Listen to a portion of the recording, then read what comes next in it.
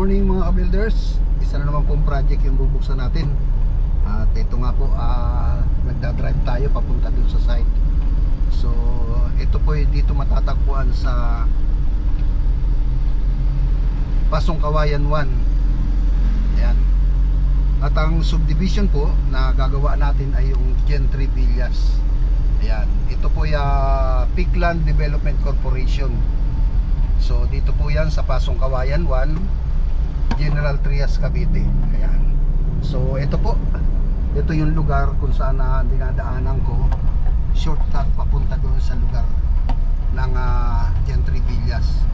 Ito po dito sa may open canal. Ayan. Okay. So kita-kita po tayo doon sa lugar, sa site. Ayan. Ayan, nandito na nga po tayo mga ka-builders. At nauna na po sa atin yung may-ari. Ayan po. So sila po yan nandiyan sa harapan ng kanilang unit. So alam nyo mga ka-builders, ito pong Gentry Villas ay isang townhouse. So ang bawat unit po dito, pera na lang po yung inner unit. Ito po ay mayroong 36 square meter lot area at 42 floor area. Ayan, up and down po yun.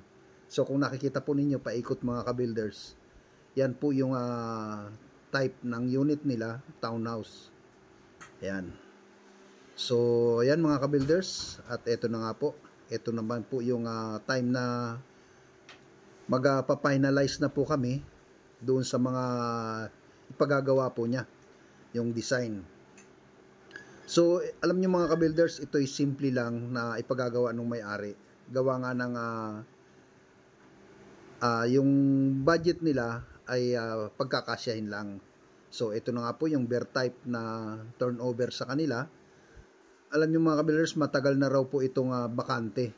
So 2018 pa na turnover sa kanila. Ngunit ngayon lang nagkaroon ng pagkakataon para ipagawa yung kanilang unit. At nagpapasalamat naman po tayo at sa atin na i-award. Ayan. So mga ka-builders, malaki ang problema po ng kanilang wall. Gawa nga na yung turnover finish ng pintura. Sa bagay, hindi naman talaga to finish na. So hinilamusan lang po. At yun nga, nagkataon lang na nagkaroon ng problema. So dito naman po sa labas, ito po yung perimeter fence nila. Yan, yung perimeter fence nila na halos nasa 1.2 meters lang ang taas. At dito naman po sa taas, ayan. So ang napag-usapan namin dito nung una ay magkaroon ng CR, sabi ko. Hindi kakasya at napakaliit, 20 square meter lang, tapos 2 kwarto.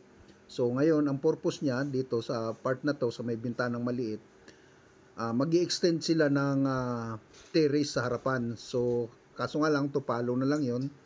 At ang mangyayari po, magkakaroon dyan ng hallway. So ito ay may 2 kwarto. Okay? Ayan mga ka-builders, araw po ng Lunes, March 3. Kami po bumalik para po sa paglilipat na po ng mga gamit ng mga tao natin dahil stay in po sila. Ayan. So yun na nga po mga ka-builders, inuna po natin yung mga gamit ng mga tao dahil inihahanda po nila at ayusin po muna nila yung loob. So ngayon pong araw ng Lunes po, March 3, sinabay na rin po natin yung paghahakot ng materialis. So dito nga po para sa harapan, ang gagawin lang po namin ay magkakaroon lang po ng canopy dahil ang plano po dito ay gagawin talaga itong slab. So propose ko nga po dun sa may-ari ay i-slab na, kaso nga lang po kulang talaga sila sa budget. Ayan. So ngayon mga ka-builders, araw ng Lunes, magsisimula kami ng trabaho. So sa pagsisimula ng trabaho namin, uunahin po muna namin yung bandang itaas. Dahil para finish na po at papunta na kami dito sa baba. So ayan, at ipapaliwanag ko po sa inyo yung mga gagawin namin. Dito po sa likod, magkakaroon din ng canopy na halos sa 3/4 lang po, o ang bulada niya is 1.5, o kasi mayroon 2 metro po ito. At hindi ipupul ang bubong niya. Hindi buong bububungan dahil gustong magkaroon ng ventilation o may hangin na magsi-circulate papunta dito sa loob. Ayan. So yun na nga po mga ka-builders. Dito naman ang ceiling po nito ay PVC panel. Tapos dito sa bandang likod, ang magiging pinto po nito ay as is na rin. At yung pintura ay aayusin po natin dahil ito nga po naging problema niyan dun sa acid ng ulan o yun dahil sa matagal na rin, nagbakbak na po yung pintura niya. Halos sa 7 taon na po. So bakbak na yung pintura niya dahil napabayaan na ho. Isa pa, talagang ganyan po talaga mangyayari pag matagal na panahon na at walang nakatira. So hindi na maintain po yung maayos na ng pintura. Sa bagay, ito po bare type lang po. So pininturahan lang para maging maayos yun. At hindi naman talaga fully finished na ang finish niya. So kaya ang gagawin namin dito, iwa-waterproofing namin yung mga wall. Tapos at saka magmamasilya ulit kami ng panibago. Babakbakin yung pintura, waterproofing, din magmamasilya. Okay? So ayan mga ka-builders, namili na po tayo ng materialis. Eto. So alanganin po kasi dito yung truck. So ang ginawa natin, pinika po natin yung materialis. Ayan.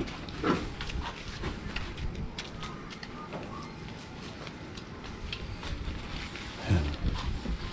Ay mga insulation na po. Oo. Ayan pa. Ano to, ipit lang? So, ayan mga ka-builders, dahil nga po sa inuna natin yung insulation, nagkabit muna kami ng insulation dahil nga po sa totoo lang mga ka-builders, mababa lang po yung distansya niya nung pinaka-slope ng bubong o yung pinaka-trusses niya. So, halos sa 40 cm o wala pa sa 2 feet yung taas niya. Kaya nag-insulation kami at yun na rin po ang hiling ng may-ari. Yan. So mga ka-builders, dito po dala na namin yung hardiplex na ikakabit namin para sa drywall, ceiling at saka yung dun sa partition. Yan. So ito na nga po at binababa na nila. Alam niyo mga ka-builders, bago ako magpatuloy, shout out po muna ako dun sa aking mga subscriber. Inuulit ko po kay Sir Randy Aquino. Salamat sir sa suporta. Kay Chris Buban, kay Sir Lee in Aki TV Vlog. Ayan sir, maraming salamat sa iyo.